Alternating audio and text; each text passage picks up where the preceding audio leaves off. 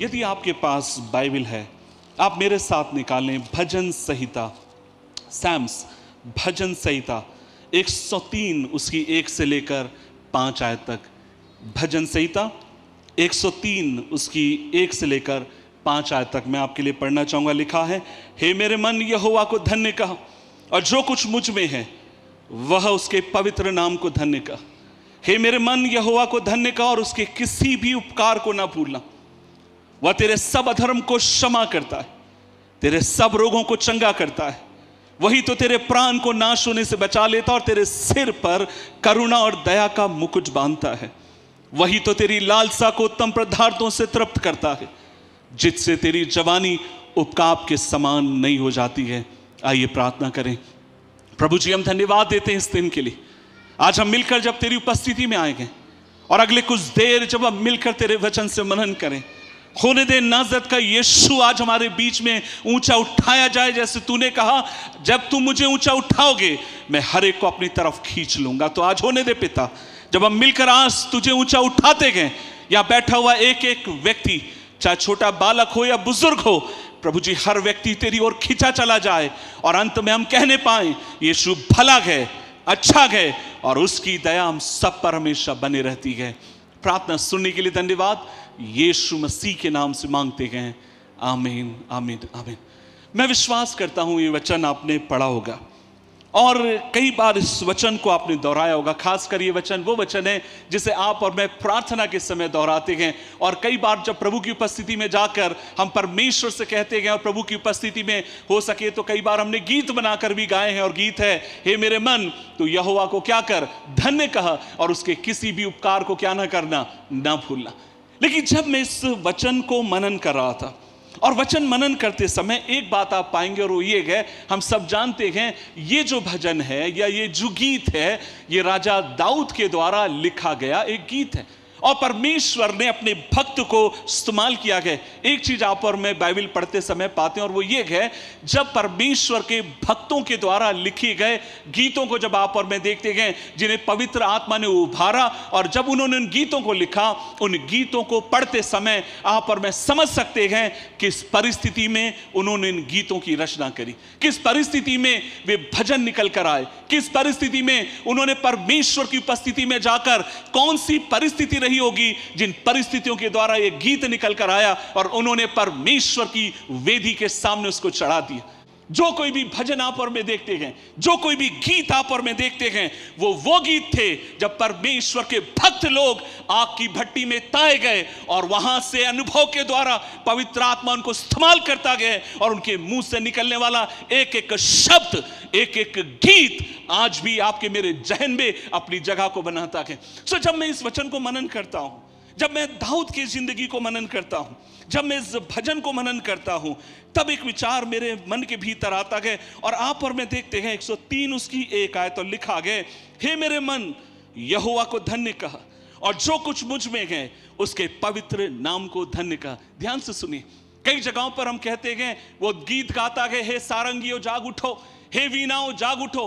कई जगहों पर आप और मैं देखते हैं राजा दाऊद लोगों को उत्साहित करता और कहता गया, आओ मेरे साथ हम मिलकर यहोवा के भवन में चले, जहां पर जाकर आप और मैं उसकी इबादत करें। लेकिन यहां पर वो किसी व्यक्ति विशेष को ध्यान में ना रखकर, पता वो क्या कहता गया, वो अपने मन से कहता गया, हे मेरे मन यहोवा को क्या कर, धन्य कर।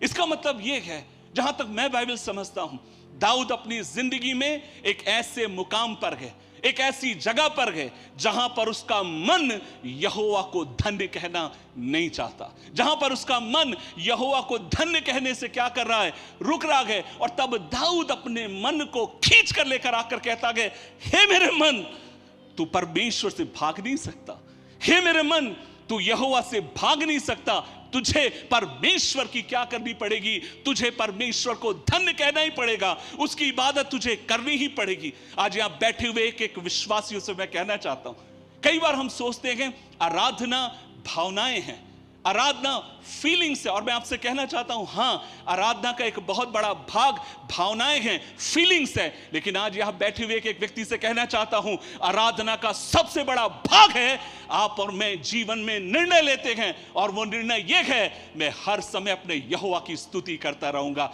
हर परिस्थिति में अपने परमेश्वर को धन्य कहता रहूंगा, हर परिस्थिति में अपने परमेश्वर के नाम को मैं ऊंचा उठाऊंगा। और मैं आपसे कहना चाहता हूं, फिर इसका मतलब यह है, आराधना फीलिंग से बढ़कर एक डिसीजन है, एक निर्णय है, जिसे आप और मैं अपनी जिंदगी में लेते और कहते हैं, कोई भी परिस्थिति क्यों ना आ जाए, मैं अपने परमेश्वर की आराधना करता रहूंगा। आप अय्यूब के जीवन को देखिए, क्या आप कल्पना कर सकते हैं, जब एक व्यक्ति के 10 बच्चे मर जाते हैं, हम कई बार कहते हैं उसकी पत्नी के अंदर भीतर शैतान घुस गया, और उसकी पत्नी अय्यूब से कहती है, तू अब भी यहोवा की आराधना करेगा, यहोवा को श्राप दे और तू मर जा। कई बार हमें लगता है उसकी पत्नी के भीतर दुष्टात्मा आ गई। नहीं, आप कल्पना करके देखिए, आपके जीवन का सबसे टफ समय कौन सा था? जब आपके बच्चे बीमार होते हैं, जब आपके बच्चों की हालत बद से बदतर हो जाती है। मैं आपसे पूछना चाहता हूं, कितने माता पिता यहां पर ऐसे बैठे हैं जो ये कह सकते हैं, पास्टर जी ऐसे समय भी हम परमेश्वर की आराधना कर रहे थे? नहीं होगा। कई बार मन में सवाल आएंगे, कई बार जब परिस्थितियां बद से बदतर हो जाएंगी, आपका मन नहीं करेगा प्रार्थना करने के लिए। कई बार जिन बातों को लेकर आपने परमेश्वर के ऊपर विश्वास रखा, जब वो चीज बद से बदतर हो जाएंगी, तब आपका दिल कहेगा, चर्च में जाने से मुझे क्या मिला, आराधना करने से मुझे क्या मिला। आप अपने आप को पीछे की तरफ खींचने की कोशिश करेंगे। आप कल्पना करके देखिए, यहां पर एक व्यक्ति है जिसने एक ही दिन के भीतर अपने 10 जवान बच्चों को जिसने खोया गया, और ना केवल खोया गया, वरन अपने शरीर को भी खो दिया गया। ना केवल शरीर खोया गया, वरन जो कुछ था पूर्व के देश का आदमी अर्श से फर्श के ऊपर आ जाता गया, लेकिन तब भी वो यहोवा की आराधना कर सका। तो फिर इसका मतलब ये था, फिर तो फीलिंग्स उसके अगेंस्ट में थी, फिर किस चीज ने उसको मजबूत बना के रखा? परमेश्वर के प्रति उसके निर्णय ने, कि मैं हर समय अपने परमेश्वर की आराधना करता रहूंगा। आज यहां बैठे हुए एक एक व्यक्ति से कहना चाहता हूं, तो इसलिए फीलिंग की दुनिया से बढ़कर आपको मुझे एक और दुनिया में आने की जरूरत, और वो दुनिया है, मैं निर्णय लेता हूं, मैं हर समय अपने परमेश्वर की आराधना करूंगा। मैं निर्णय लेता हूं, मेरे जीवन में जो भी होगा, मैं अपने परमेश्वर के लिए जीऊंगा, उसी के लिए मरूंगा, उसी के नाम से आगे की तरफ बढ़ता जाऊंगा। और मैं आपको कहूंगा, ये निर्णय आपकी मेरी सहायता करते हैं परमेश्वर में मजबूत रहने के लिए। फीलिंग्स ऊपर नीचे होते रहेंगी, परिस्थितियां अपसाइड डाउन होते रहेंगी, जिन्होंने वादे किए वे हमें धोखा देते रहेंगे, जिन्होंने साथ में जीने मरने की कसम खाई वे हमसे मुंह मोड़ते रहेंगे। लेकिन जिस यहोवा के ऊपर आपने मैंने ईमान रखा, आकाश और पृथ्वी ढल सकते हैं, पर वो कभी आपको धोखा नहीं देगा, वो कभी आपके हाथ को छोड़कर नहीं जाएगा, वो कभी भी आपसे मुंह नहीं फेरेगा। जिस प्रभु के ऊपर आपने ईमान रखा है, वो कभी भी आपके चेहरे को लज्जित होने नहीं देगा। लेकिन बाइबल कहती है, जिस किसी ने उसकी ओर देखा गया, उसके चेहरे ने ज्योति पाई है। और मैं आपसे कहना चाहता हूं, हम बेतेल एजी के लोग हैं, हमारा चेहरा लज्जित नहीं होगा, हम ज्योति के ऊपर ज्योति पाएंगे, हम परमेश्वर में बढ़ते जाएंगे। क्योंकि फीलिंग से बढ़कर हम, हाँ फीलिंग्स हैं, लेकिन फीलिंग से बढ़कर हमारी इबादत, हमारी आराधना उस निर्णय के ऊपर है जिसे हमने अपने प्रभु की उपस्थिति में लिया है। सो मैं देखता हूं, राजा दाऊद इस भजन को जब लिख रहा था, कहीं ना कहीं उसका मन उसको साथ नहीं दे रहा है, उसका मन उससे दूर भाग रहा है, उसके मन को वो बार बार खींच कर ला रहा है, अपने मन को बार बार वो समझाने की कोशिश कर रहा है। और तब वो एक बात कहता, और वो ये है उसके दूसरे पद में, हे मेरे मन यहोवा को धन्य कहा, और उसके किसी भी उपकार को क्या ना करना, ना भूलना। वो किसी और से नहीं कह रहा है, वो अपनी बीवी से, अपने बच्चों से नहीं कह रहा है, वो अपने राज्य के लोगों से नहीं कह रहा है, वो अपने मन से कह रहा है, हे मेरे मन यहोवा को धन्य कहा, और उसके किसी भी उपकार को तू क्या ना कर, तू ना भूलना। आज इस दोपहर के समय आप बैठे हुए एक एक विश्वासी भाई बहनों से कहना चाहूंगा, आप चाहते हैं प्रभु में मजबूत रहें, आप चाहते हैं परमेश्वर में आप आगे की तरफ बढ़ें, आप चाहते हैं परमेश्वर के प्रति आपका प्यार लगातार बढ़ते जाए, एक चीज जो आपको मुझे करने की जरूरत, और वो ये है, परमेश्वर के किसी भी उपकार को मत भूलिए। छोटा हो चाहे बड़ा हो, छोटे अवस्था में हो चाहे बड़ी अवस्था में हो। मैं आपसे कहना चाहता हूं, हम सब के अंदर एक टेंडेंसी है, और टेंडेंसी ये है, या हम सब के अंदर एक रवैया है, और वो रवैया ये है, हम आसानी से परमेश्वर के उपकार को क्या करते गए, भूल जाते हैं।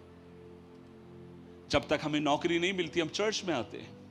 पास्टर जी, रात दिन हम पास्टर से कहते हैं आप दुआ करिए नौकरी मिल जाए, दुआ करिए नौकरी मिल जाए, और रात दिन खुदा के भक्त आपके लिए दुआ करते गए, चर्च के लोग आपके लिए दुआ करते गए, और एक दिन आपको नौकरी मिल गई, लेकिन उसके अगले हफ्ते ही आप नदारत हो गए, उसके अगले हफ्ते ही आप गायब हो गए। कहां चले गए भाई? नहीं पास्टर जी समय नहीं मिलता। नहीं, क्या क्यों समय नहीं मिल रहा है? नहीं पास्टर जी हमको नौकरी मिल गई। नौकरी मिल गई, आपने बताया नहीं। नहीं पास्टर जी मेरे को ज्वाइनिंग करना था ना, इसलिए मैं ज्वाइनिंग करने के लिए चला गया, आपको बताना भूल गया। नहीं, आपने प्रभु को धन्यवाद दिया। नहीं, मैं दूंगा ना पास्टर जी, अभी इस महीने टाइम नहीं है, मैं अगले महीने आकर क्या दूंगा, समय दूंगा। सुनिए मेरी बात को, ये हम सबकी मनोवृत्ति है।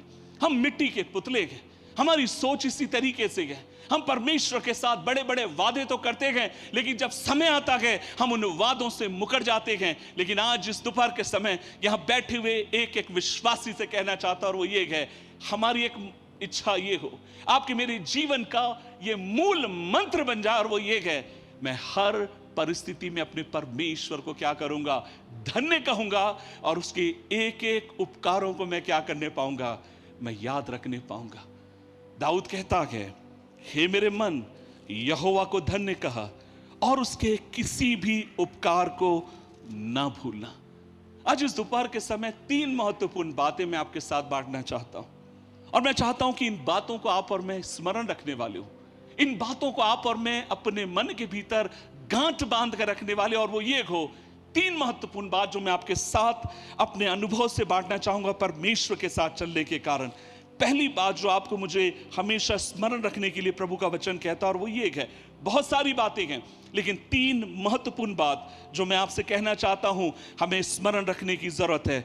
व्यवस्था विवरण की किताब ड्यूट्रोनॉमी चैप्टर 15 वर्स 15, व्यवस्था विवरण अध्याय 15 और उसकी 15वीं आयत मैं आपके लिए पढ़ना चाहूंगा। और वहां पर इस तरीके से लिखा है, और इस बात को स्मरण रखना कि तू मिस्र देश में दास था, और तेरे परमेश्वर यहोवा ने तुझे छुड़ा लिया, इस कारण ये आज ये आज्ञा मैं तुझे सुनाता हूं।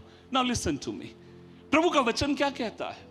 प्रभु का वचन कहता है, जब इजरायली लोग मिस्र देश से निकल कर आ रहे थे, तब परमेश्वर का वचन इजरायलियों से बात करता, और वो ये है, इस बात को स्मरण रखना कि तुम लोग मिस्र देश में क्या थे, तुम लोग मिस्र देश में गुलाम थे, और परमेश्वर उस दासों से तुम्हें कहां निकाल कर लेकर आया, उस जगह से परमेश्वर तुम्हें क्या कर आया है, निकाल कर लेकर आया है। और 16वें पद में लिखा गया, और यदि वह तुझसे और तेरे घराने से प्रेम रखता है और तेरे संग आनंद लेते रहा, तो इस कारण तुझसे कहने लगे कि मैं तेरे पास क्यों जाऊं। और ध्यान से सुनिएगा, प्रभु का वचन कहता है, इस बात को स्मरण रखना कि तू मिस्र देश में गुलाम था, और तेरा परमेश्वर तुझे गुलामी से कहां से निकाल कर लेकर आया है। सुनिए मेरी बात, क्यों प्रभु बार बार कहता है इस बात को स्मरण रखना? क्यों प्रभु के वचन में बार बार ये बात आई है, इस बात को स्मरण रखो, इस बात को स्मरण रखो, इस बात को स्मरण रखो? क्या कारण है? क्योंकि परमेश्वर जानता है हमारा एक बड़ा स्वभाव है, और वह स्वभाव ये है, हम परमेश्वर की बताई हुई या उसके उपकारों को स्मरण रखने में सबसे ज्यादा हम कमजोर हैं। स्मरण रखो कि तुम क्या थे, तुम एक गुलाम थे, तुमने कहां से शुरुआत करी, इस बात को कभी भी ना भूलना। ध्यान से सुनिएगा मेरी बात को। इजरायली लोग जब मिस्र देश में थे, बाइबल कहती है उनकी पीड़ाएं इतनी बढ़ गई, परमेश्वर उनके कराहने के क्या सुनता गए, शब्द को सुनता गए, और अपने खादिम को भेजता गए, अपने सेवक को भेजता गए, और वहां से उनको निकाल कर लेकर आता है। और प्रभु जानता था जब ये लोग कनान देश में जाएंगे, जब ये लोग प्रतिज्ञा के देश में पहुंचेंगे, सबसे पहला काम ये करेंगे, और वो ये है, ये लोग उन बातों को भूल जाएंगे जिन्हें इनकी जिंदगी के लिए मैं करते आया हूं। आज यहां बैठे हुए एक एक विश्वासियों से मैं कहना चाहता हूं, यहां बैठी हुई एक एक माताओं से, पिताओं से, और भाई और बहनों से कहना चाहूंगा, आप परमेश्वर के उपकारों को स्मरण रखिए, प्रभु की बातों को याद रखिए। प्रभु आपको कहां से निकाल कर लेकर आया, परमेश्वर आपके घराने को कहां से लेकर आया, परमेश्वर किस जगह से आपको हाथ पकड़कर आपका परमेश्वर आपको यहां तक लेकर आया गया, उस बात को कभी भूलिए नहीं, उस बात को स्मरण रखिए, उस बात को गीत बनाकर अपने बच्चों को सुनाइए, उस बात को कहानी बनाकर उठते बैठते सोते समय इस बात को समझाइए आपकी शुरुआत का क्या थी, कहां से परमेश्वर आपको यहां तक आपको लेकर आया। मैं स्मरण करता हूं दाऊद के उस कहानी को। बचपन से उसकी एक आशा है और उम्मीद ये है, उसका विश्वास ये है, एक दिन मैं परमेश्वर के संदूक को अपने दाऊद नगर में लेकर आऊंगा। और बाइबल कहती है एक दिन जब वो परमेश्वर के संदूक को लेकर आता, हम सब इस कहानी को जानते हैं, और जब वो लेकर आ रहा था, परमेश्वर का वचन कहता है वो संदूक के सामने क्या कर रहा था, नाच रहा था। और बाइबल कहती है वो इतना मन मुग्ध हो गया, उसके वस्त्र तक उतर गए और उसको पता ही नहीं है कैसे उतर गए हैं, लेकिन तब भी वो दीवानों की तरह नाच रहा है। और जब वो नाच रहा है, बाइबल कहती है उसके बाद वो अपने लोगों को आशीर्वाद देता है। और उसी समय उसकी पत्नी जो मीकल है, उसने खिड़की से दाऊद को क्या किया, झांक कर देखा। और जब वो सारे घराने को आशीष देकर अपनी पत्नी के पास आता है, और तब उसकी पत्नी कहती है आज मैंने देखा इजराइल के बड़े राजा ने दासियों के सामने अपने आप को क्या कर दिया, उघाड़ दिया। तूने बहुत ही नग्नता का और निम्न स्तर का काम किया। तू एक राजा है और राजा होने के बावजूद भी तूने क्या किया है, तू लोगों के सामने नाचा। तुझे जैसा नहीं करना चाहिए था उस तरीके से तूने क्या किया है, काम को किया है। नाउ लिसन टू मी, जहां तक मैं बाइबल समझता हूं, मैं सोचता हूं दाऊद शुरू में नहीं नाच रहा था, लेकिन दाऊद ने कब नाचना शुरू किया? मैं सोचता हूं जब परमेश्वर का संदूक लेकर आया जा रहा था, दाऊद भी चुपचाप चल रहा होगा। बाकी लोग जयकारे लगा रहे हैं, दाऊद भी शायद हालेलुया और जोर से चिल्ला रहा होगा, यहोवा के नाम धन्य हो, जोर जोर से कह रहा होगा। लेकिन जब वो आते समय धीरे धीरे दाऊद को कुछ याद आना शुरू हो जाता, और पता है क्या सोचता है, वो ये सोचना शुरू करता गया, मैं कौन था, मेरा घराना क्या था, और परमेश्वर ने मुझ जैसे साधारण से इंसान को इस्तेमाल किया कि उसके वाचा के संदूक को मैं कहां लेकर आ सकूं, अपने नगर में ला सकूं। जितना अधिक वो सोच रहा था, अपने आप को वो परमेश्वर की आराधना से रोक नहीं पाया। जितना अधिक वो उसको सोचने लगा, मनन करने लगा, वो अपने आप को परमेश्वर की आराधना में नाचने से, अपने हाथ को उठाने से रोक नहीं पाया। क्यों नहीं रोक पाया? क्योंकि वो ये सोचकर नाच रहा था, मैं कौन था और मेरा परमेश्वर मुझे कहां से उठाकर कहां पर मेरा परमेश्वर लेकर आया। लेकिन उसकी पत्नी में और उसमें जमीन आसमान का फर्क था।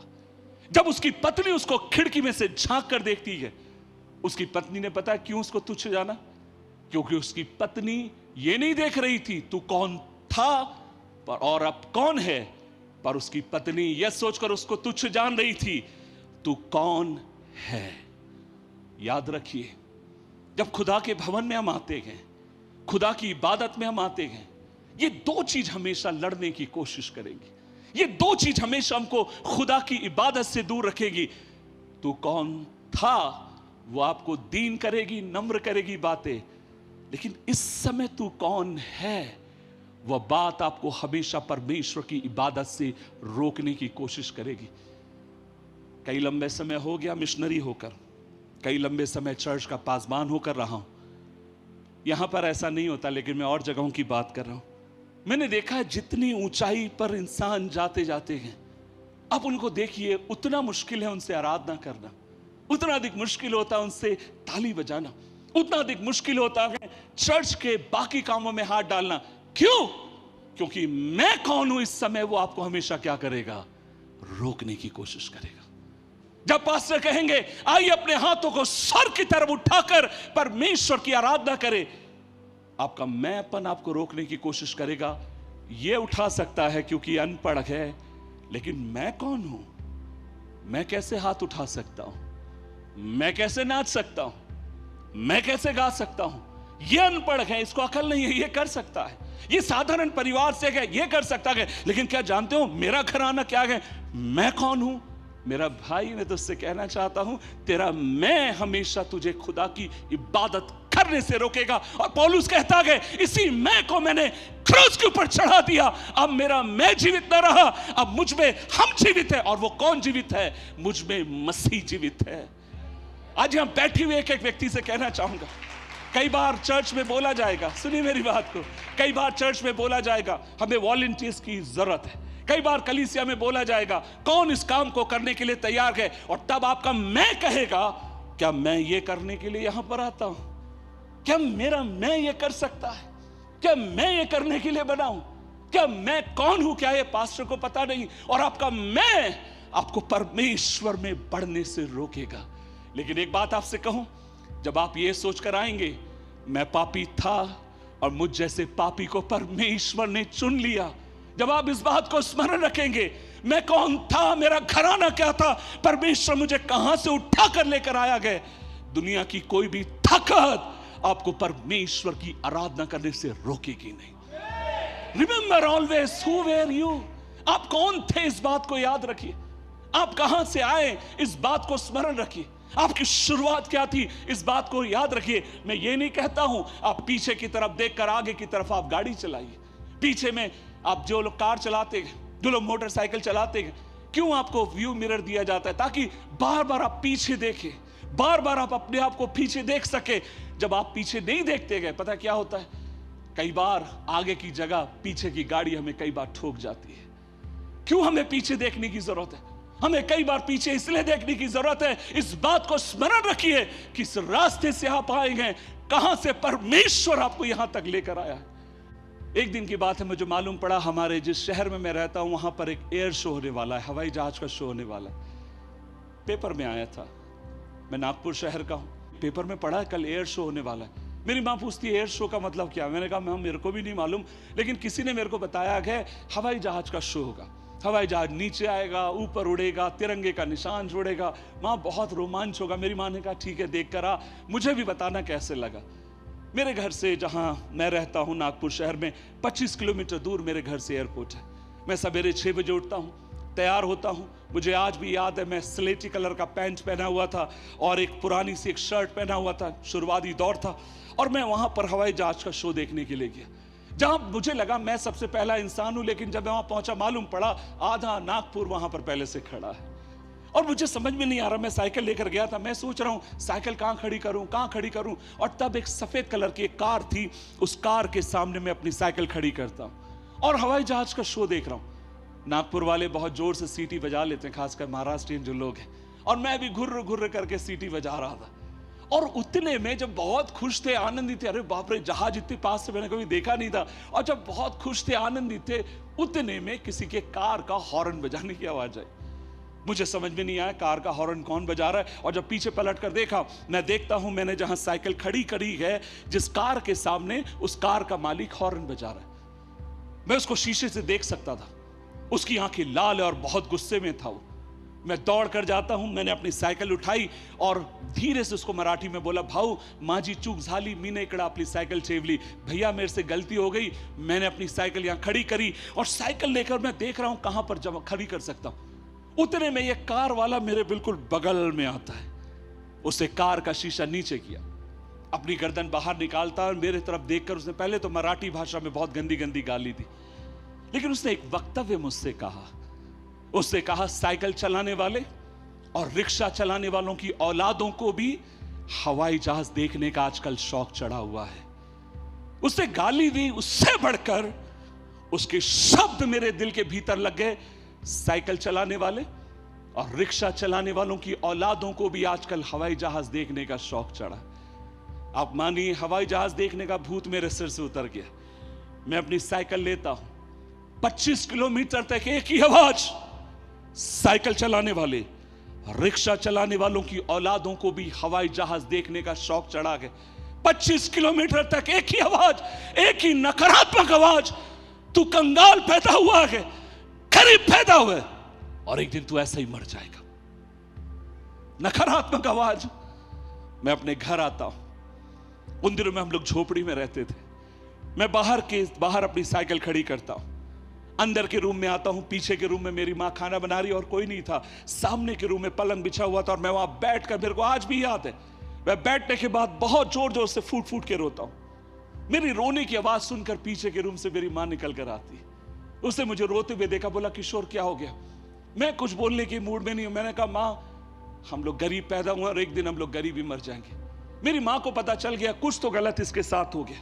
वो मेरे बगल में बैठती है, मेरे कंधे के ऊपर हाथ रखकर कहती है, किशोर बोलना क्या हो गया? मैंने कहा, माँ मैं आज हवाई जहाज शो देखने गया। एक कार के सामने मैंने अपनी साइकिल खड़ी करी, उसने मुझे गाली दी माँ, लेकिन गाली से मुझे दर्द नहीं हुआ। लेकिन उसने मुझे कहा, रिक्शा चलाने वाले और साइकिल चलाने वालों की औलादों को भी हवाई जहाज देखने का शौक चढ़ा। मैंने कहा, माँ ये बात ने मेरे को दिल को तोड़ दिया। मेरी माँ के लिए मैं प्रभु का धन्यवाद देता हूँ। वो मेरे को बोलती, किशोर मेरी तरफ देख। मेरे को आज भी याद हो, कहती मेरी तरफ देख। और जब मैं उसकी तरफ देख रहा था, वो अपने पल्लू से, अपने आंचल से मेरे आंसुओं को पोंछती है और मेरे कंधे के ऊपर हाथ रखती है। और उसने मुझे एक बात कही, किशोर जो गाली दी ना, भूल जा। रिक्शे वाले की औलाद का भूल जा, साइकिल चलाने वाले की औलाद का भूल जा, लेकिन एक बात याद रख, इस प्रभु के साथ अगर तू विश्वास योग्य रहेगा, एक दिन तू हवाई जहाज में बैठेगा और परमेश्वर के वचन का प्रचार करेगा। और आज मैं कह सकता हूं, कई साल बीत चुके हैं और आज प्रभु की उपस्थिति में दीनता और नम्रता के साथ कह सकता हूं, न जाने परमेश्वर ने सैकड़ों बार हवाई जहाज में बैठने के लिए मौका दिया, 10 से 12 देशों में जाकर उसके नाम की महिमा करने के लिए मौका दिया। क्या मैं ये कहना चाहता हूं मैं बहुत बड़ा हो गया हूं? नहीं, मैं ये कहना चाहता हूं परमेश्वर विश्वास योग्य है।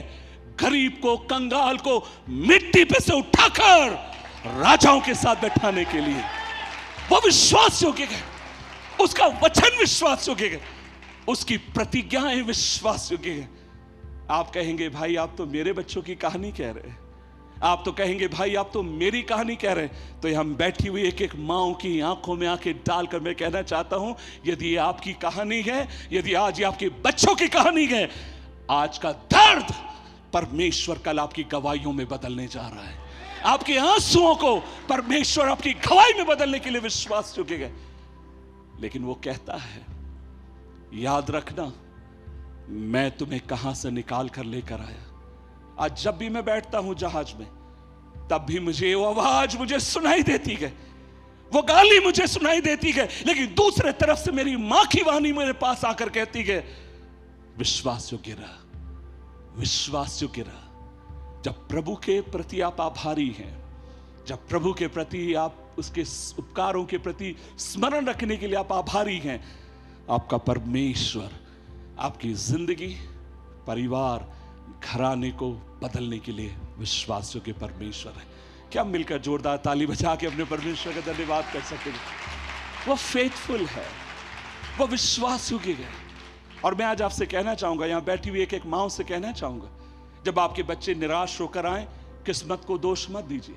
जब आपके बच्चे हताश होकर आए, जब आपके बच्चे असफल होकर आपके पास आए, आप अपनी किस्मत को और जो आपके पति ने आपके साथ जो बुरा हुआ है उसको दोष मत दीजिए, लेकिन इस बात के लिए परमेश्वर का धन्यवाद दीजिए, वो आपकी जिंदगी को अब भी बदलने के लिए विश्वास योग्य है। आप उसको थाम के रखिए, आप उसको पकड़ के रखिए, आप उसके उपकारों को स्मरण रखिए।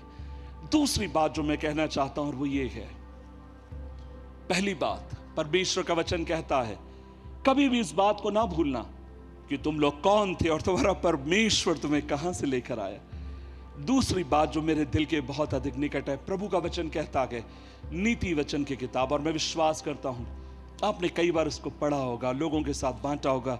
नीति वचन की किताब अध्याय 3 उसकी 1 आयत से लेकर 7 आयत तक लिखा है। Proverbs chapter 3 verse 1 to 7। हे मेरे पुत्र, मेरी शिक्षाओं को ना भूलना, अपने हृदय में मेरी आज्ञाओं को रखे रहना। ऐसा करने से तेरी आयु बढ़ेगी, तू कुशल होगा, कृपा सच्चाई तुझसे कभी अलग होने ना पाए। वरन उसको अपने गले का हार बनाना और अपने हृदय रूपी पटिया पर लिखना, तो तू परमेश्वर और मनुष्य दोनों का अनुग्रह पाएगा। तू बुद्धिमान होगा, तू अपनी समझ का सहारा ना लेना, वरन संपूर्ण मन से यहोवा पर भरोसा रखना और उसी को स्मरण करके सारे काम करना, तब वो तेरे लिए सीधा मार्ग निकालेगा।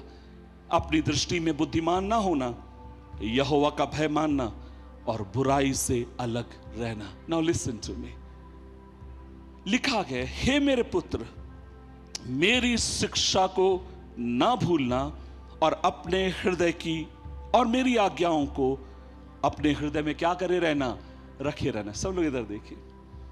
दूसरी बात जो प्रभु का वचन कहता है, do not forget. First thing, do not forget who were you, आप कौन थे, प्रभु आपको कहां से लेकर आया। दूसरी बात बाइबल कहती है उसके वचन को ना भूलना, उसके वचन को स्मरण रखना। आज क्यों प्रभु के वचन को आपको मुझे स्मरण रखने की जरूरत है? क्योंकि आप और मैं एक ऐसी दुनिया में जी रहे हैं, ऐसे एक समय में जी रहे हैं जहां पर इन दिनों में वचन को अधिक स्थान नहीं दिया जा रहा है, जहां पर इन दिनों में वचन को बहुत अधिक महत्व नहीं दिया जा रहा है। और मैं आपसे कहना चाहता हूं ये शैतान की बहुत बड़ी चाल है, ये शैतान की बहुत बड़ी कहीं ना कहीं चालाकी है जो धीरे से कलीसिया के भीतर वो प्रवेश करा रहा। और वो ये है लोगों का मन धीरे धीरे परमेश्वर के वचन से वो क्या कर रहा है, हटा रहा है। मैं आपसे बोलना चाहूंगा, मैं इस समय पंजाब में रहता हूं और लोग कहते हैं ना मेरे से बार बार कई बार फोन करते हैं, पास्टर जी हमने सुना है पंजाब में बेदारी चल रही है, हमने सुना है पंजाब में रिवाइवल चल रही है, हमने सुना है पंजाब में परमेश्वर बड़े बड़े काम कर रहा है, हमको बताइए ना वहां पर क्या हो रहा है। मैं आपसे कहना चाहता हूं हाँ ये बात सच है, परमेश्वर अद्भुत काम कर रहा है, ये बात में कोई दो राय नहीं है कि परमेश्वर का चलन आप पर मैं वहां पर नहीं देख सकते हैं। लेकिन एक प्रभु का भक्त होने के नाते मैं खाली एक ही तरफ से चीजों को देख नहीं सकता हूं, मुझे दो तरफ से तीन तरफ से चीजों को समझने की जरूरत है। एक तरफ हाँ ये बात सच है कि बड़ी बड़ी भीड़ और हुजूम खुदा के वचन को सुनने आ रहा है, उसकी वाणी को सुनने आ रहा है, लेकिन दूसरी तरफ एक और डर जो मैं देखता हूं और वो ये है आज लोगों का विश्वास परमेश्वर के वचन से बढ़कर खुदा के खादिमों के ऊपर बनते जा रहा है। अच्छी बात है आप अपने पास्टर के ऊपर विश्वास करते हैं, अच्छी बात है आप उनका सम्मान करते हैं और करना भी चाहिए, क्योंकि बाइबल कहती है ऐसे लोग दुगने आदर के योग्य समझे जाएंगे, प्रभु आपका सम्मान करेगा। लेकिन आपका विश्वास आप कहां निर्माण कर रहे हैं, आपका विश्वास आप किस जगह के ऊपर बना रहे हैं। मेरा दिल एक दिन टूट गया, मैं एक घर में विश्वासी के घर में गया और मैंने देखा वहां पर कुछ लोगों ने, विश्वासी लोगों ने अपने बच्चों के गले में वहां के बड़े बड़े प्रचारकों के फोटो डाल रखे, उनके गले में लॉकेट पहना रखे। बहुत दुख लगा मुझे देखकर। हम लोग नकारात्मक प्रचार नहीं करते हैं, लेकिन आपको सच्चाई से भी तो अवगत कराना हमारा काम है। मैंने पूछा आपने ऐसा क्यों किया है? नहीं, साढ़े पास्टर साढ़े नाल रहते हैं और हर बुराई और बला से हमारे बच्चों को क्या करते हैं, बचा के रखते हैं। हम लोग किस तरफ जा रहे हैं, किस तरफ हमारी मसीहत जा रही है? मैं आज आपसे यहां बैठे हुए एक एक व्यक्ति से कहना चाहता हूं, आपकी मेरे विश्वास का आधार परमेश्वर का वचन, आपके मेरे जीवन का आधार परमेश्वर का वचन, आपके मेरे जीने और मरने का आधार परमेश्वर का वचन। हम घंटों प्रार्थना कर सकते हैं, लेकिन मैं आपसे पूछना चाहता हूं आखिरी बार आपने कब बाइबल पढ़ी? हम घंटों गीत गा सकते हैं, अच्छी बात है आपके घरों में आप कैसेट लगा के गाते हैं, अच्छी बात है आप यूट्यूब पे संदेश सुनते हैं, उसमें कोई खराबी नहीं है। लेकिन सवाल यह है आखिरी बार आपने कब प्रभु के वचन को निकाला और प्रभु के वचन से यह कहा, प्रभु तू अपने वचन से मुझसे क्या कर, मुझसे बात कर। कब आपने आखिरी बार कहा? कब आपने आखिरी बार प्रभु की उपस्थिति में जाकर कहा, प्रभु तेरा सेवक और तेरी दासियां खड़ी हैं, अपने वचन से तू बोल और बात कर। लेकिन हमें तो फुर्सत नहीं है यहां वहां फोन करके ये पूछने के लिए कि आप बताइए मेरी जिंदगी का क्या होने जा रहा है। मैं आज आपसे कहना चाहता हूं इंसानों के पीछे भागना बंद करिए, लोगों के पीछे भागना बंद करिए। प्रभु ने आपको जिस चर्च में रखा गया, आपको इस कलीसिया में रखा गया, इस कलीसिया के साथ विश्वास योग्य रहिए, इस भवन के साथ ईमानदार रहिए, परमेश्वर के साथ वफादार रहिए, उससे बढ़कर खुदा के वचन के साथ ईमानदार बने रहिए, खुदा के वचन के साथ ईमानदार बने रहिए। मैंने एक चीज पाई अभी हाल में जिसने मेरे को बहुत छुआ। जितने भी परमेश्वर के बड़े बड़े भक्त दुनिया में हुए, बिली ग्राम जो परमेश्वर के दास थे उनको भी मिलाकर जितने भी बड़े बड़े परमेश्वर के जन हुए, मरने से पहले जब उनका इंटरव्यू लिया गया, उन सबसे पूछा गया आप मरने वाले हैं, प्रभु के पास जाने वाले हैं, उम्र हो चुकी है, अगर खुदा आपकी उम्र को कुछ दिन और बढ़ाएगा आप क्या करना चाहेंगे? आप विश्वास नहीं कर सकते हैं 99% परमेश्वर के भक्तों ने यही कहा, प्रभु अगर हमारे कुछ और वर्ष हमें देगा, हम उसके वचन को मनन करेंगे, उसके वचन को पढ़ेंगे, उसके वचन को मनन करेंगे, उसके वचन को मनन करेंगे, उसके वचन को पढ़ेंगे, उसके वचन पर और अधिक ईमान रखेंगे। बिली ग्राम से पूछा, आप क्या करोगे खुदा अगर आपको एक और जिंदगी देता है? उन्होंने कहा, मैं प्रचार कम करूंगा लेकिन प्रभु के वचन को ज्यादा मैं बैठकर मनन करूंगा। मैं यहां बैठी हुई एक एक व्यक्तियों से कहना चाहूंगा, एक एक माओ से कहना चाहूंगा, एक एक भाई और बहनों से कहना चाहूंगा, आप अपनी जिंदगी में प्रार्थना का जैसे समय आपने निकाला है, आप वचन के लिए समय निकालिए। अगर आप 1 घंटा प्रभु के साथ बिताते गए, मैं आपसे कहना चाहता हूं 30 मिनट आप गीत गाइए, आराधना करिए, लेकिन अगले 30 मिनट बैठकर क्या करिए, आप वचन को पढ़िए।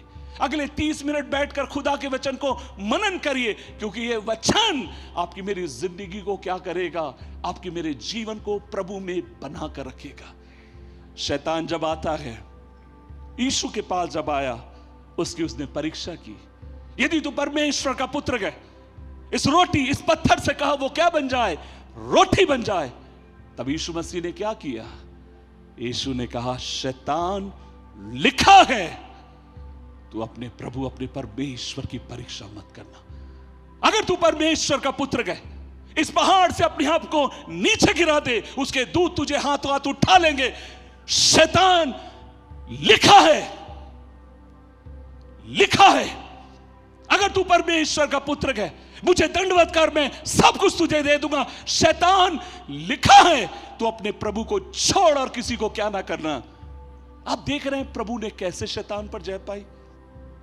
परमेश्वर के वचन को, परमेश्वर के वचन को, परमेश्वर के वचन को, परमेश्वर के वचन को, परमेश्वर के वचन को लेकर वो शैतान के ऊपर जय पाता रहा।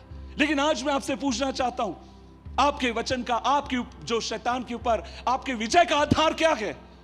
क्या बड़े बड़े लोगों के फोन नंबर आपके मोबाइल में, क्या ये आपका आधार है? क्या आप इनको जानते हैं? क्या ये आपका आधार है? क्या आप 10 भविष्यवक्ताओं को पहचानते हैं? क्या ये आपके विजय का आधार है? अगर ये आपके विजय का आधार है तो याद रखिए, आप ज्यादा दिन तक चल नहीं पाएंगे। लेकिन खुदा के वचन का अगर आधार आपकी जिंदगी में है, आकाश और पृथ्वी ढल सकते हैं, लेकिन खुदा के मानने वाला, उसके वचन के ऊपर विश्वास रखने वाला, कभी वो गिरेगा नहीं, हिलेगा नहीं। आज आपसे कहना चाहूंगा, come back to the Bible. Bible के पास लौट कर आइए, प्रभु के वचन के पास लौट कर आइए, खुदा की वाणी के पास लौट कर आइए। मुझे गवाहियां देना बहुत अच्छा लगता है। मैं आपसे कहना चाहूंगा, मेरा विश्वास प्रभु के वचन पर, सबसे पहली बार मुझे सुसमाचार मेरी बहन ने सुनाया, मेरी मां ने सुनाया। वो लोग विश्वास में आ गए, मैं विश्वास में नहीं आया। मैं अपनी मां को बहुत सताता था। जब वो चर्च जाती थी, चर्च नहीं जाने देता था। मेरे घर में जब पास्टर्स आते, मैं उनको गाली देके भगा देता। मेरे घर में कोई भी विश्वासी आते, मैं कहते हम नौटंकी मत करो, आपको अंग्रेजों से पैसे मिलते होंगे हम हमारा धर्मांतरण करने के लिए। सो मेरे घर में कोई भी पास्टर नहीं आता। कुछ दिनों के बाद मैं विश्वास में आता हूं। एक रात प्रभु मेरी जिंदगी को छूता है, स्पर्श करता है, प्रभु मेरी जिंदगी को अपनाता है। मैं प्रभु की सेवकाई में चला गया। उन दिनों में मैं यूपी में कानपुर में रहकर प्रभु की सेवा कर रहा था। और मेरी माँ मुझसे हमेशा एक बात कहती थी, किशोर जब मैं मरूंगी ना, तू मेरे पास नहीं होगा, तू कहीं प्रचार कर रहा होगा। 29 जुलाई 2012 को मेरी माँ इस दुनिया को छोड़कर प्रभु के पास चली गई। हम लोगों ने अविश्वासी परिवार से प्रभु यीशु मसीह को प्रभु जानकर स्वीकार किया। मेरे को अभी भी याद है, 16 जुलाई को मैं नागपुर पहुंचता हूं ताकि अपनी माँ की सेवा कर सकूं। उनको कैंसर था। प्रभु ने हमसे बात करी थी कि उनका पृथ्वी पर का समय पूरा हो चुका है। हमने अपनी माँ को तैयार किया उस दूसरे जिंदगी के लिए जो परमेश्वर ने सुनहरा जीवन उसके लिए उस पार रखा गया, और उसके लिए हम उसको लगातार तैयार कर रहे थे। 16 जुलाई को मैं अपने घर पहुंचता हूं ताकि उसकी सेवा कर सकूं। और मैं आपसे कहना चाहता हूं, प्रभु की उपस्थिति में उन 13 दिनों के भीतर जितना प्रभु के वचन के लिए मेरा विश्वास बढ़ा गया, शायद उससे पहले कभी नहीं बढ़ा। जब मैं अपने घर पहुंचता हूं, मुझे मालूम पड़ा मेरी माँ की हालत धीरे धीरे खराब होते जा रही है और वो धीरे धीरे कोमा में जा रही। मैं अपनी माँ के बगल में सोता हूँ क्योंकि मुझे डर है कहीं वो रात में नीचे ना गिर जाए। उसको होश है, बहुत कमजोर हो चुकी है, शरीर में उसके बल नहीं है, और मुझे डर लगता है कहीं वो नीचे ना गिर जाए, इसलिए मैं हमेशा उसके बगल में सोता हूँ। मेरे को याद है कई बार वो रात में 1 बजे मुझे उठाएगी, बोलेगी किशोर, और जब मैं सो रहा हूँ उठना, और मैं पूछता हूँ माँ क्या करना, क्या बात है? तब वो कहती है किशोर क्या तू मेरे लिए भजन संहिता 91 पढ़ सकता है? मैं रात में बैठकर भजन संहिता 91 पढ़ रहा हूँ। मैंने कहा माँ और क्या करूं? किशोर जब तक मैं ना नहीं बोलूं तब तक क्या तू मेरे लिए वचन पढ़ सकता है? और आप इमेजिन नहीं कर सकते कि रात रात भर बैठकर उसके कान के पास में जोर जोर से खुदा के वचन को मैं पढ़ता हूं। और मेरे को अभी भी याद है जब मैं थक गया, मैं देखता हूं वो भी सो गई है, 3-4 बज चुके हैं, मैं भी थक चुका हूं, और जब मैं सो जाता हूं कुछ देर के बाद मुझे आहट होती है, जैसे मानो कोई उठने की कोशिश कर रहा है। और कई बार मैं अपनी आंखों को खोल कर देखता हूं, मेरी माँ उठने की कोशिश कर रही है, वो चारपाई से उठने की पूरी कोशिश कर रही है, उसमें ताकत नहीं है, लेकिन बड़ी मुश्किल से उठती है, उसके सामने जो उसकी बाइबल रखी है उसको उठाती है, उसको खोलने की कोशिश करती है, और जैसी खोलती है उसके ऊपर गिर जाती है। उसमें ताकत नहीं है बैठने की, उसमें ताकत नहीं है वचन को पढ़ने की, उसकी आंखों में उतनी भी रोशनी नहीं है कि यहोवा मेरा चरवा उस बात को वो पढ़ सके। लेकिन मरने वाली है, आखिरी सांसें चल रही हैं, लेकिन पता नहीं कौन सी मिट्टी के बने ये लोग हैं, और कहती है मुझे रात भर बैठकर तू वचन पढ़ना सीख। पढ़ा। एक दिन मैं उससे पूछता हूं, मां सच बताना दिल पर हाथ रखकर, तुझे मरने से डर लगता क्या? ना, आज भी मुझे याद है वो कहती है किशोर मैं मरने से नहीं डरती, मैंने उसके साथ एक वादा किया था, और वादा ये है मैं आखिरी सांस तक तेरे वचन के साथ ईमानदार रहना चाहती हूं, मैं आखिरी सांस तक तेरे वचन के साथ विश्वास योग्य रहना चाहती हूं। जितना मैं उसके वचन को सुनती हूं, मनन करती हूं, मौत का डर उतना मुझसे दूर होता चला जाता है। मैं आपसे कहना चाहता हूं, जिस प्रभु ने मौत के ऊपर विजय पाई, आज उसी का वचन आप और मैं पढ़ते गए, और मैं आपसे कहूंगा जो वचन को पढ़ता है, मनन करता है, मानता है, उसके जीवन में विपत्तियां तो आएंगी, लेकिन परमेश्वर उन विपत्तियों के ऊपर उसको विजय देने वाला परमेश्वर है। आज यहां बैठी हुई एक एक व्यक्ति से कहना चाहूंगा, क्या आप बीमार हैं? क्या आप निराश है? क्या आप हताश है? क्या आपको कोई सहारा नहीं मिल रहा है?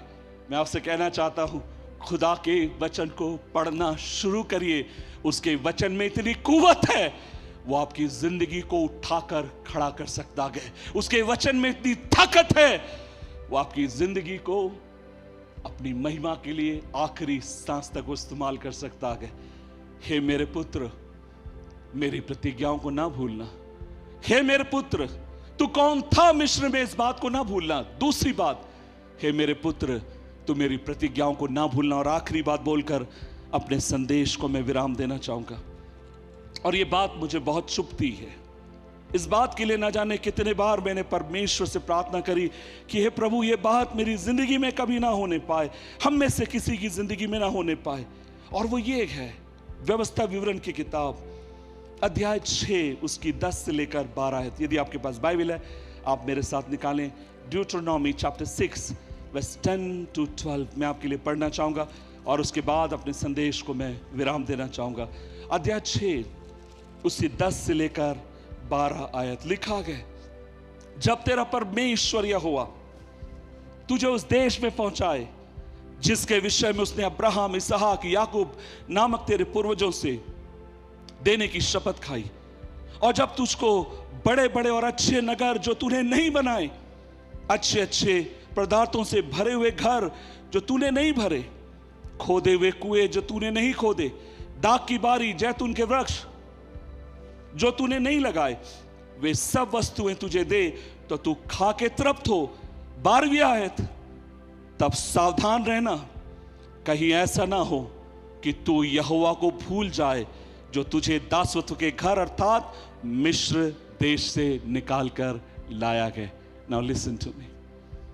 प्रभु कहता है, जब मैं तुझे उस जगह भेजूं जिसके बारे में तूने सोचा नहीं, तेरे पूर्वजों से मैंने प्रतिज्ञा की, जब इन जगहों पर तुझे भेजूं जहां पर सब कुछ तुझे बहुतायत से मिले, अच्छा मिले, तब सावधान रहना, कहीं ऐसा ना हो जब तू तृप्त हो जाए, जब तू खा पी के मस्त हो जाए, तब तू क्या करे, कहीं ऐसा ना हो तू अपने परमेश्वर यहोवा को क्या करे, भूल जाए।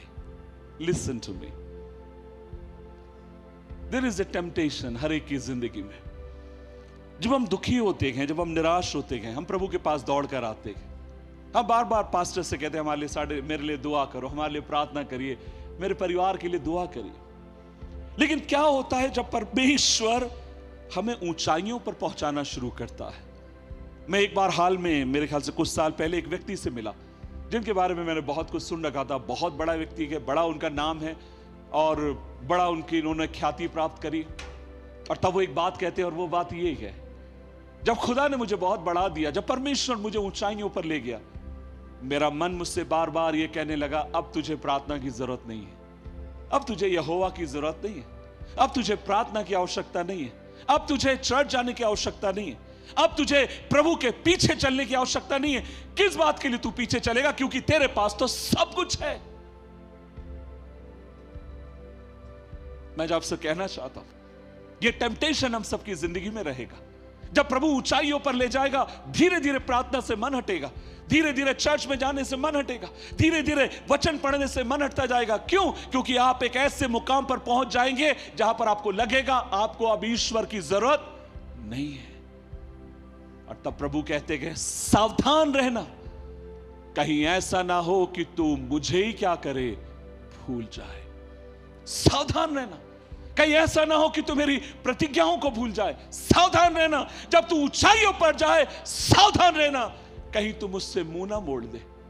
आज यहां बैठे हुए एक एक व्यक्ति से मैं कहना चाहूंगा, खासकर मैं बच्चों से कहना चाहूंगा, जवान बच्चों से कहना चाहूंगा, सावधान रहें, यहोवा को ना भूलना। जब आपका परमेश्वर आपको ऊंचे मुकामों पर जाए, सावधान रहें, परमेश्वर को ना भूलना। कल जब आपको शादी के लिए एक निर्णय लेना है, सावधान रहिए, अपनी मर्जी से निर्णय मत लीजिए। खुदा के भय में रहने वाले एक लड़के को चुनिए, खुदा की भय में रहने वाली एक लड़की को चुनिए। सावधान रहिए, परमेश्वर को मत भूलना, परमेश्वर को मत भूलना। और आज मैं आपसे कहना चाहता हूं, यह चीज ना जाने क्यों कलीसिया में बढ़ते जा रही है, यह चीज ना जाने क्यों मनुष्य के मन के भीतर आते जा रही है। अब मुझे यहोवा की जरूरत नहीं, अब मुझे परमेश्वर की आवश्यकता नहीं।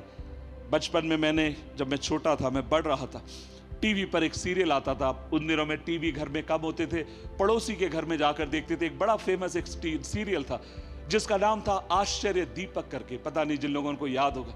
और कहानी है, एक व्यक्ति है जो नकारा है, बहुत हार चुका है जिंदगी से, और एक दिन जब वो बाहर जाता है, उसको एक दीपक मिलता है, और वो दीपक को लेकर जैसे उसको रगड़ता है, सामने से एक दीपक नाम का एक जिंद खड़ा हो जाता है और कहता, क्या चाहिए?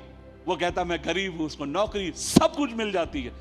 और एक दिन कहानी अंत में इस तरीके, बहुत लंबा एपिसोड था, और कहानी इस तरीके से खत्म होती है, जब ये बंदा बहुत ऊंचा बन जाता है, तब इसको लगता है अब मुझे दीपक की जरूरत नहीं है। और तब क्या करता है, एक गड्ढा खोद कर उसके भीतर दीपक डाल देता है, उसको दफना देता है। और जैसे वहां से आगे बढ़ा, उसके सारे पुराने दुश्मन उसको घेर लेते गए। अब ये दीपक को खोज रहा है, उस दीवट को खोज रहा है, ताकि उस जिंद को बुला सके, लेकिन अब तो वो उसको खो चुका है। हम में से बहुत सारे लोग ऐसे ही हैं। जब खुदा हमें ऊंचाइयों पर लेकर जाता है, जब परमेश्वर हमें ऊंचे ऊंचे मुकामों पर, जिसकी हमने कल्पना भी नहीं करी, वहां में लेकर जाता है, और तब ऊंचे मुकामों पर खड़े होकर कहते हैं, कौन है यहोवा? अब मुझे उसकी जरूरत नहीं है। कौन है यहोवा? अब मुझे उसकी आवश्यकता नहीं है। लेकिन मैं आपसे कहना चाहता हूं, बुद्धिमान व्यक्ति इस बात को जानता है, हर पल हर समय आपको परमेश्वर पर आश्रित होने की जरूरत है। प्रभु कहते हैं, भूल ना जाना कौन है यहोवा। महाराष्ट्र आंध्रा बॉर्डर पर रहकर मैंने अपनी प्रभु की सेवकाई शुरू करी। 19 साल का था जब मैं महाराष्ट्र आंध्रा बॉर्डर पर बाइबल स्कूल पढ़कर सेवा करने गया। जो फॉरेस्ट डिपार्टमेंट का एक इलाका है, जहां पर 10-12 मकान है, उनमें से एक घर किसी मसीह का है। हम लोग पर्चे बांटते बांटते वहां पहुंचे थे, तब मालूम पड़ा वो मसीह है। मन में बहुत खुशी हुई क्योंकि मसीह लोग हैं, और उस इलाके में कोई भी मसीह नहीं था। और सुबह से लेकर हमारा काम यह था, चौराहों पर खड़े होकर हम पर्चे बांटा करते थे, किताबें बेचा करते थे, क्योंकि उन दिनों में उतना पैसा भी नहीं मिलता था कि आप अपनी जिंदगी को चला सके। और मेरे को याद है, एक घर हमें मिला, और उस घर में जब हम लोग पहुंचे, मालूम पड़ा वो मराठी लोग थे, विश्वासी है। मेरे को बहुत खुशी हुई। उन्होंने मुझे अपने घर बुलाया, बोला आप क्या करते हैं? मैंने कहा मैं प्रचारक हूं। उन्होंने कहा अरे बहुत अच्छी बात है। तब वो बहन मुझसे कहने लगी, हम लोगों का चर्च है ना बहुत दूर है, आप एक काम करेंगे, इतवार के दिन शाम के समय हमारे घर आओ, 6 बजे से लेकर 8 बजे तक चर्च चलाओ, और भी लोगों को हम बुलाएंगे, अच्छा लगेगा, खुदा की महिमा करेंगे। आप मानिए, मेरे लिए तो इतनी खुशी की बात थी जिसका कोई ठिकाना ना रहा। अगले इतवार को मैं उस घर में पहुंच गया। पहली बार वहां गया, पहली बार मिला था, दूसरी बार वहां पहुंचा, तब उस घर के जो मालिक थे, उनके पति भी थे, बच्चे भी थे, सब लोग बैठे थे। पहली बार मैंने वहां आराधना चलाई। 2 घंटे की ना चलाकर मेरे ख्याल से मैंने 45 मिनट में खत्म कर दिया। 2-3 गीत गाए, थोड़ा सा वचन से प्रचार किया और मैंने कहा अगली बार मैं आऊंगा, फिर हम लोग 1 घंटे का करेंगे। और वहां चाय पीकर जैसे मैं घर से निकलता हूं, उस घर का जो मालिक था वो मेरे साथ आता गए, मेरे कंधे के ऊपर हाथ रखकर मेरे को कहता है, भैया एक बात बोलूं, बुरा ना मानना। मैंने कहा बोलिए। कह रहे आपके पास तो कोई काम धंधा नहीं है, आपका तो यही काम है, लेकिन हम लोग तो सरकारी नौकरी वाले हैं, हमको हफ्ते में 1 ही दिन मिलता है, उसमें भी अगर आपकी नौटंकी इतनी लंबी चलेगी तो क्या होगा। मैंने बोला आप क्या चाहते हैं? नहीं तुम आओ यहां पर, 1-2 गीत गाओ, वचन पढ़ो, चले जाओ, लेकिन इतनी लंबी, और मेरे को आज भी याद है the word which he use, इतनी लंबी नौटंकी मत चलाओ। मैंने निर्णय लिया मैं दोबारा उस घर में कभी ना जाऊंगा। और जब मैं वहां से चलते हुए जा रहा था तब यही वचन तो मेरे मन में आया था। तृप्त हो चुके गए और कहते गए अब हमें यहोवा की जरूरत नहीं है। मैं आज आपसे कहना चाहता हूं, कहीं ये चीज आपके परिवार में, आपके घर में तो नहीं बढ़ रही। अगर बढ़ रही है तो सावधान रहो, कहीं ऐसा ना हो कि अपने सृजनहार को तुम भूल जाओ और जब वो तुमसे मुंह मोड़ ले तब तुम कहीं के ना रह जाओ।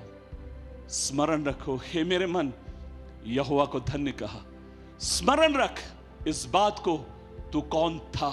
स्मरण रख उसके वचन को, स्मरण रख अपने सृजनहार परमेश्वर को।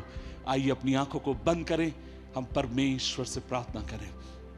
इससे पहले मैं खुदा के खादीम के हाथ में दूं, मैं चाहता हूं क्यों ना मिलकर हम अपनी आंखों को बंद करें, हम प्रभु से प्रार्थना करें। जहां पर आपको लगता है आपको बदलने की जरूरत है, मैं आज आपसे कहना चाहूंगा, बहुत सारे लोग आज भी पुरानी महिमा में जी रहे हैं।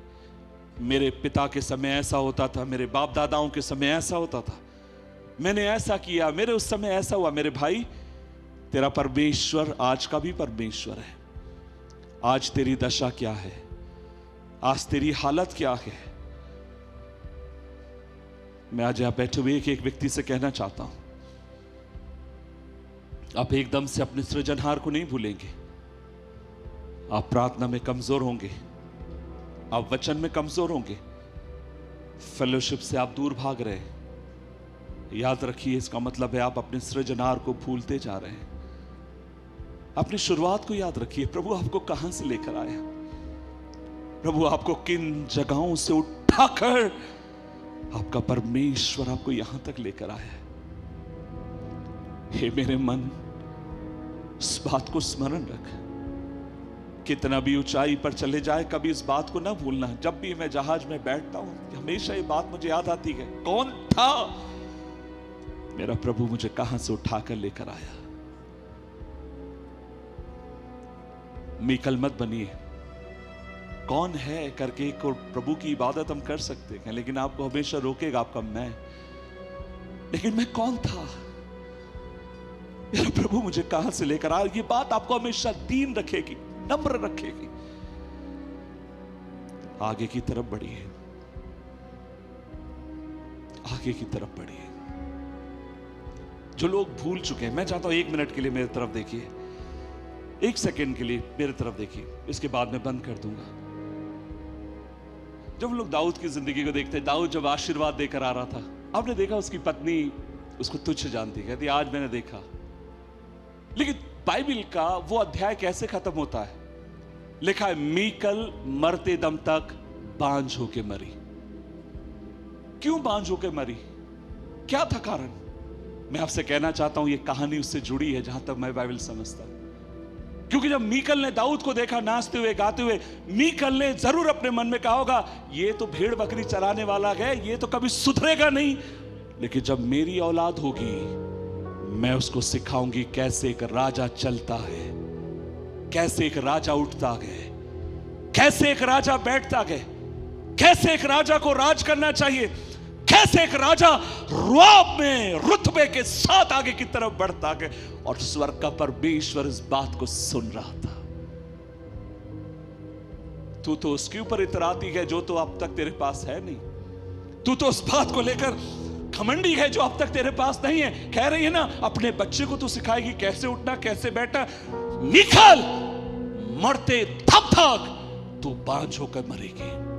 याद रखिए, जब आपका मैं खुदा की इबादत करने से आपको रोक रहा है, डाउन द लाइन, पर्दे के पीछे धीरे धीरे आप बांझ होते जा रहे हैं। धीरे धीरे आप बांझता की तरफ बढ़ते जा रहे हैं। जो लोग खुदा के उपकारों को भूल चुके हैं, आज आपको लगेगा सब कुछ आपके पास है, लेकिन आपके टेबल के नीचे से आप देख नहीं पा रहे हैं, लेकिन पर्दे के उस तरफ आप धीरे धीरे बांझ बने की तरफ जा रहे हैं। वो मरते दम तक बांझ होके रही, लेकिन दाऊद को परमेश्वर अपने राज्य के लिए उठाकर खड़ा करता गया। आज आपसे पूछना चाहता हूं, धन्यवाद से भरा हुआ दिल दाऊद की आराधना के, मैंपन का मन मीकल को बांझ करने वाला गया। आइए अपनी आंखों को बंद करें, हम परमेश्वर से प्रार्थना करें। एक पल के लिए मैं चाहता हूं कि उन्हें अपनी जिंदगियों को हम खुदा के हाथ में समर्पित करें। प्रभु जी, हमारे जीवन को ले, हमारे मैंपन को तू आज मार। प्रभु जी, मैं कौन था, मैं कोई भी क्यों ना रहूं, उस बात के लिए मैं तेरा धन्यवाद दूंगा, लेकिन प्रभु जी मुझे दाऊद का संबंध दे। दूसरी बात, उसके वचन को तवज्जो दीजिए, उसके वचन को महत्व दीजिए। उसका वचन कभी मत भूलिए, वो आपको विजय बनाएगा, वो आपको हिम्मत देगा, वो आपको बल देगा, वो आपको आगे की तरफ लेकर जाएगा। तीसरी बात, अपने सृजनहार को मत भूलिए, अपने सृजनहार को मत भूलिए, अपने सृजनहार को मत भूलिए, अपने सृजनहार को मत भूलिए। उसको स्मरण करके तू सारे काम करना और तू और भी सफल होता जाएगा। आज आप एक फैक्ट्री के मालिक होंगे, प्रभु आपको 2 फैक्ट्री देना चाहता है, लेकिन अपने सृजनहार को स्मरण करके आगे की तरफ बढ़। तेरा प्रभु तुझे बढ़ाना चाहता है। हालेलुया।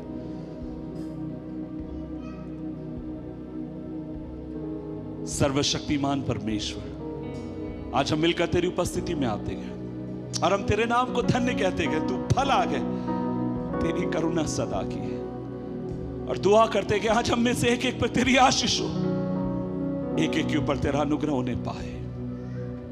हे मेरे मन, मत भूल यहोवा के उपकारों को, हमें कृपा दे पिता, ताकि जब हम यहां से निकले एक एक उपकारों के लिए हम धन्यवाद दें।